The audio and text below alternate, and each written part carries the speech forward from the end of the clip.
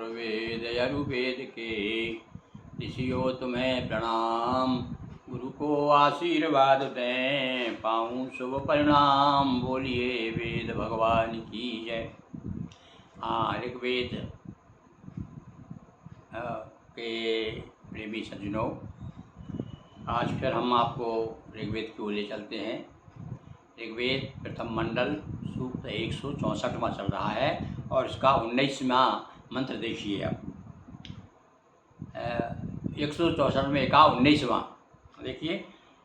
ये अर्यस्ताम आव पराज आहुर्ये पराज सत्तामना अर्वाचयाहु इंद्रश्चा चक्रतु सोमतानि धुरान युक्ता रसो बंती। पास आते हुए को दूर, दूर जाते हुए को पास आता कहा जाता है। ये देखिए, कभी कभी ध्यान नहीं रहता भाई। ये अपन कर चुके हैं, 20 तक हो गया है। अब 20 से आगे का हम सुनाते हैं ना। 20 तक का तो पिछले उसमें आप देखेंगे। यत्रा सुपर्णामृतस्यो भागमनीशम विदिता स्मरन्ति इनो विश्वस्य भुवनस्य गोपाः समाधीरा पाकमत्रा विवेश। संसार में लिप्त मरण धर्मा जीवात्माएं सुख दुख रूपी फलों को भोगती हुई परमात्मा की स्तुति करती है। देखिए, स्तुति यानी हमारे यहाँ पर सबसे ज़्यादा प्रमुखता दी जाती है। सबसे सरल और सबसे सुगम भक्ति यदि कोई है वो है प्रार्थना करना, स्तुति करना, वंदना करना, भगवान के शरणापन्न हो जाना। है परमात्मा हम अज्ञानी में भी स्थित है। और भैया ये बात तो अभी जो यही बात तो गोस्वामी जी ने कहा, सियाराम में सब जग जानी। यही बात ये कह रहा है, परमात्मा अज्ञानी में भी है। यानी जहाँ अज्ञानी और ज्ञानी, इससे अलावा और तीसरी कोई श्रेणी है ही नहीं। तो असमन दक्षे मद्वदा सुपर्णाम दिवसन्ते सविते चादि विश्वे तस्येदाहु पिप्पिलम स्वादग्नि तन्नोन सद्यः पितरम नवेद। प्राण रस का सेवन करने वाली जीवात्माएं इस वृक्ष पर रहती हैं, जो प्रजा की वृद्धि करती है। जो परमात्मा को नहीं जानते वो वृक्ष पर लगे मीठे फलों को आनंद से वंचित रह जाते।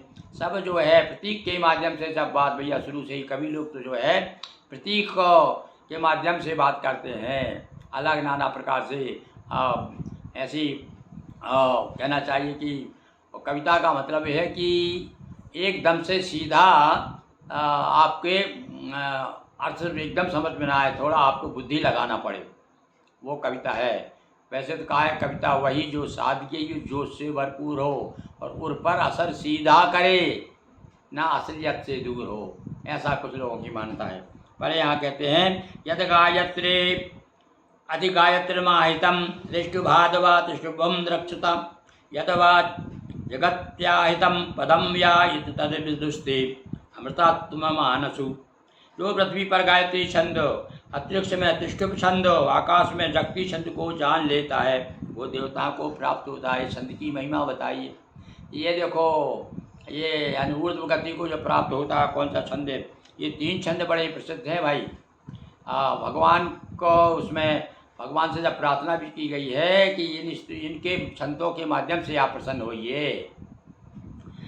गायत्रीण प्रतिमिमिते कर्मणेन शाम तिष्ठुभेन च वाकम वाकेन वाकम दिव्यदा चतुष्पदाक्षरेण मिमिते शब्दवाणी।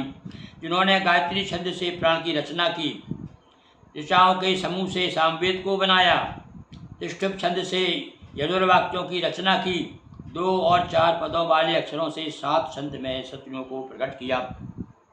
ये अलग अलग बताया कि दुश्मनों के बारे में कहेंगे तो 6 पद वाले छंदों में उनकी चर्चा करेंगे। और यदि गायत्री छंद की ऋचाओं के समूह से सामवेद को बनाया। ऋचाएँ को समूह, सामवेद क्या है? ऋचाओं का समूह है। जगता सिंधुम दिव्यस्त भायत कथम तरे सूर्यपरभश्यत गायत्रस्य समिस्तत्र आहुस्ततो मह्यम पादीर्देश महित्वा। प्रजापति ने सूर्य के माध्यम से आकाश में जलों को स्थित किया। दृष्टि के द्वारा जल सूर्य पृथ्वी संयुक्त होते हैं। देखिए, अब आकाश से जब पृथ्वी जल आता है और जिससे मिल रहा है पृथ्वी से, तो वो देखो वहाँ से वो एक जल का एक सिरा वहाँ, एक सिरा यहाँ है। तो इसलिए ये कभी कल्पना कर रहा है ये पृथ्वी और आकाश दोनों मिल रहे हैं। जब सूर्य और आकाश में सन्निहित प्राण जल वृष्टि के द्वारा पृथ्वी पर प्रकट होता है, गायत्री के 3 चरण प्रजापति के तेज से ही शक्ति पाते हैं।